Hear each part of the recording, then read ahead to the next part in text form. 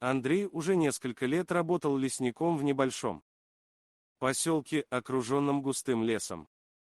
Он прекрасно знал все местные тропы, был отличным охотником. А самое главное, у него было огромное сердце, полное преданности природе. Того дня, проснувшись пораньше, Андрей налил свой термос с чаем и собрался отправиться на работу. Строительство новой дороги внутрь леса требовало его участия, и он всегда выполнял свою работу с полной самоотдачей. К сожалению, этот день не задался, как задумывалось. Борясь за защиту леса от вырубки, Андрей постоянно сталкивался с бродячими волками. В лесу находились и несколько сот туристов, большинство из которых скрывалось от этих угрожающих хищников. Власти решили начать большую операцию по ликвидации волков. Лесник опасался, что такие действия нанесут серьезный ущерб экосистеме, нарушат природное равновесие и причинят страдания тем, кто зависит от леса. С винтовкой на плече Андрей готовился к тяжелому рабочему дню с коллегами. Ему было грустно видеть, как люди бесцеремонно вторгаются в лес, безжалостно рубя его деревья и нарушая спокойствие его обитателей.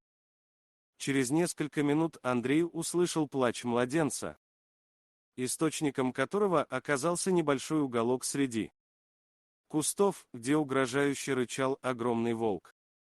Волк приготовился напасть на беззащитного и невинного младенца. «Не бойся, Кроха, я пришел, чтобы тебя спасти», — проговорил Андрей, время от времени обращаясь к ребенку, чтобы успокоить его. Осторожно приблизившись к волку, он метко прицелился. Рука скользила по рукояти его надежного и острого оружия. У внушительного волка было мощное и страшное присутствие. Но Андрей не испугался. Он знал, что волк всего лишь животное, которого нужно либо избегать, либо дать бой, чтобы спасти жизнь беззащитного младенца. Лесник знал о слабостях и повадках этих хищников, и он надеялся, что его знания и опыт помогут ему победить. Волк завороженно смотрел на Андрея, словно считая его соперником, но не серьезным. Но лесник не растерялся.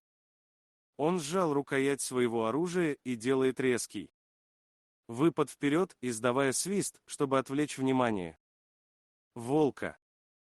Хищник был не готов к такому повороту событий и был сбит с ног. Пока он пытался прийти в себя, Андрей с артистичным движением нанес удар, который волк попытался увернуться. Но уж слишком поздно.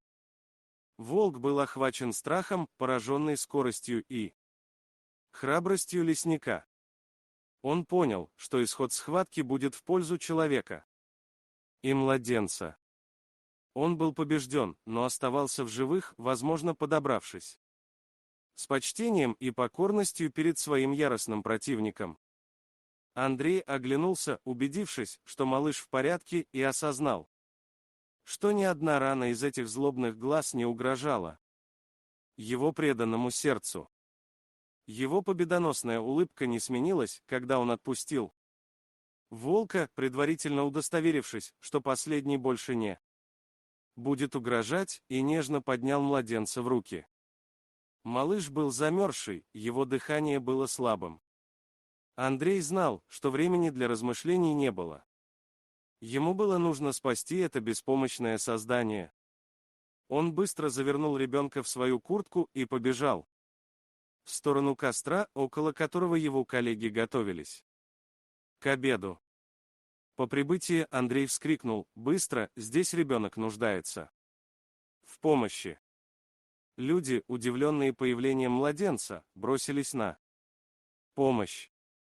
Они завернули его в теплое одеяло и начали разжигать костер, чтобы создать комфортную атмосферу. Параллельно Андрей вызвал скорую помощь в местную больницу.